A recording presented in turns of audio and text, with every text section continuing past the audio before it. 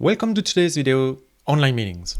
And yes, it's another video about online meetings, but no, I will not teach you about how to use Zoom, Google that. However, today I'll share with you my 7 steps about how to conduct great online meetings. So without further ado, let's get to it.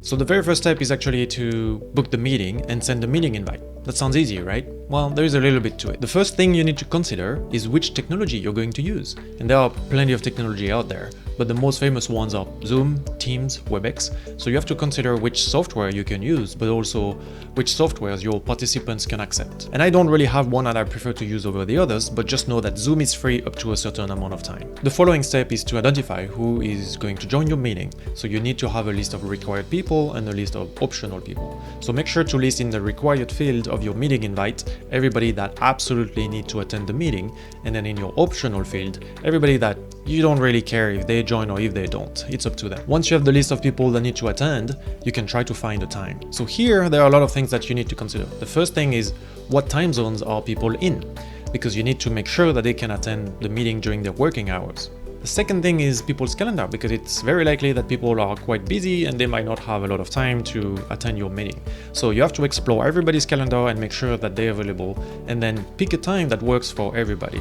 The best is if you have access to everybody's calendar online, but if you don't, then you're gonna have to rely to emails to check when they are available. And if you need to send an email to us for people's availability, then I strongly suggest that you come up with a list of times with time zone where everybody that you know of are already available. So it's so much easier for the person who received that list to pick a few times from that list, and you have a higher chance that they respond to you quite quickly. Once you've selected a time, consider booking a physical room for people who may attend from the office and might join together. At this point, you're ready to send the meeting invite. So pick a very clear and concise title, and then add in the description the reason why everybody is meeting that day. And you don't have to come up with the full agenda yet. And regarding the meeting agenda, you pretty much have until the day of the meeting to refine your agenda, update it in the description of the meeting invite, and send it out.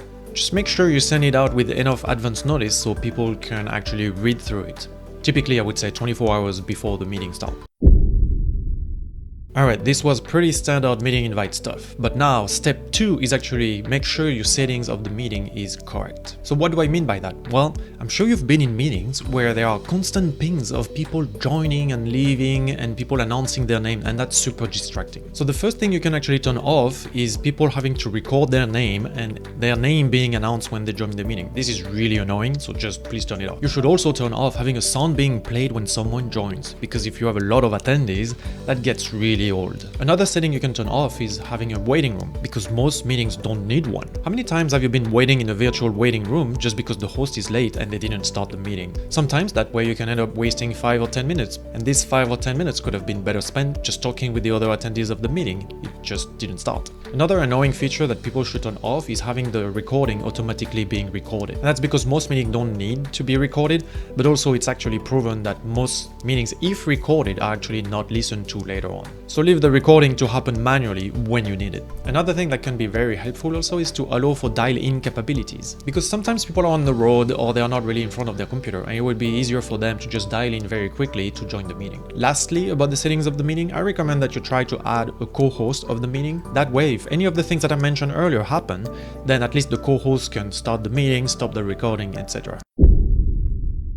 So after the meeting invite is sent and you've set it up correctly, the third step is to prepare for the meeting. That seems obvious. So one of the things I advise you to prepare for is the technical part. Make sure your audio works well, your video works well, you have a nice background and clean. And if you don't know if you sound good, there are a lot of tools out there, even the meeting tools, to record yourself and then listen to yourself. One thing I really encourage you to do, wherever you are, is to make sure you have a quiet place to have your meetings. And don't be afraid to use virtual backgrounds. Not everybody has a fancy background to display, and it's absolutely fine to use virtual ones. Another preparation you have to do is the agenda. So make sure to prepare your agenda and send it ahead of the meeting. And I already mentioned that earlier, but make sure to send it in advance. Lastly is be ready to take notes. So whatever tools you use to take your notes, make sure it's ready. And if you don't know where to start about taking meeting notes, well, check out that great video I did a few months ago. Now it's time for the meeting. So the fourth step is actually to start the meeting. And the beginning of your meeting sets the tone for the entirety of it. And as the meeting host, one thing you should make sure is you join on time. Or if you're late, you let people know that you're late and try to really minimize that time that you're gonna be late. Once you're in the meeting, my advice to you is turn on your camera. No matter what, no matter when, just turn it on. It will make a difference. Even if others are not turning on their camera, I actually always turn mine on. And do you know why? It's because when I'm delivering a message, I want people to see my face and my expressions to really understand what I'm saying. And you will notice that when you start to turn on your camera on all the virtual meetings, then people will slowly start to do the same thing. So I personally don't ask anybody to turn on their camera. They just do it on their own. And that gives me a great other tool to use because now I see the faces of the people I'm communicating to and I can actually adjust my speech based on their reaction. So you join on time, your camera's on, it's very quiet. What do? Well, one very easy thing to do is talk about the weather. Especially here in Canada, people are passionate about it. Jokes aside, all you want to do is keep it light and create a little bit of a connection with the other people in the room while you wait for others to join. One secret tip that I have for you is actually use a virtual background and change it every time. So one day you can have a sailboat, the other the space station, another the ocean, another one a mountain, and it sparks a little bit of a conversation. After a little bit of small talks and it's a few minutes into the meeting already, you should ask others if they know if their colleagues are gonna join or not. And if you haven't already, ping people if they are going to join. Once everybody is in the room or it's been too long to keep waiting for others, then it's time to start the meeting. When ready to start, maybe just ask people to mute themselves when they're not speaking. That will help everyone. And that brings us to step 5 during the meeting. Once the meeting is actually underway, what I like to do is share my screen. And what I like to share on my screen is the agenda of the meeting so we can keep track of where we're at and what we still have to discuss today. And I have a couple tips for you here. The first one is instead of sharing the agenda of the meeting, share your meeting notes. The meeting notes that you've prepared ahead of the meeting that will contain the same item as the agenda. The difference is it's editable and you will be updating the notes as you go through the meeting. It has two advantages. People can follow you along, but also if you take time taking meeting notes, people can actually wait and they will see the progress of your meeting notes so they understand what you're doing and why you're being silent. The second tip is don't share your whole screen. Just share the one application where you have the agenda or your meeting notes in, because that way the pop-up notification from Outlook, Slack, Teams won't appear. So now you're going through the agenda of the meeting and taking notes. But your role as a host of the meeting is being the facilitator and mediator. So you need to make sure the meeting is being efficient, you're coming to decisions and you're listing actions, but also that people are being heard and they are not interrupting each other. If you're the one presenting a lot of content in those meetings, don't go on and on and on while being uninterrupted. Stop yourself on a regular basis and ask if people have questions, because it's really easy to go on and on and on if people don't really say anything. But the reason why they don't speak might be because they are completely in disagreement with everything you're saying. And in the opposite scenario, if you're not participating a lot, just make sure you remain focused and you keep taking notes. Just don't multitask because it's not a good use of your time. And then depending on the type of the meeting, because it could be like a brainstorming session or those kind of things, feel free to use online tools like whiteboards and Kanban to facilitate the meeting. And finally, if you're running a longer meeting, just make sure to add some breaks. That takes us to step 6, ending the meeting. If you're like me, you have a lot of back-to-back meetings. And one thing you don't like is when meetings run long. So be mindful of everybody's time and don't let the meeting run long. And as an attendee of the meeting, it's just good practice to not ask questions maybe 2 minutes before the end of the meeting. Just send an email after the call. At the host of the meeting, just make sure there are a few minutes towards the end to go through the different actions that we've discussed throughout the meeting, but also the next steps after the meeting. And lastly, hopefully there is still time to confirm when the next meeting is, if required.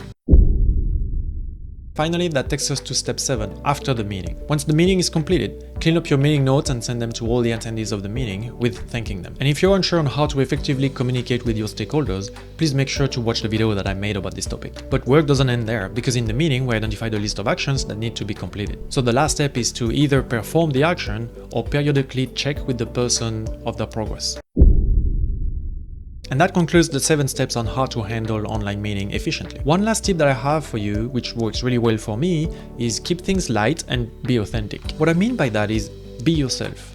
Bring an element of your personal life into the meeting. If it's your background, if it's how you dress, just be yourself, because at the end of the day, we are all humans, and anything that can help your audience remember that you're just another person will actually help them connect to you and accept the delivery of your message. And last thing I would say, don't be too serious. You know, life is too short and we should try to have fun everywhere we can. The thing is, read the room, because there is a time to be serious and there is a time to have fun. So make sure it's the right time if you decide to crack up a joke.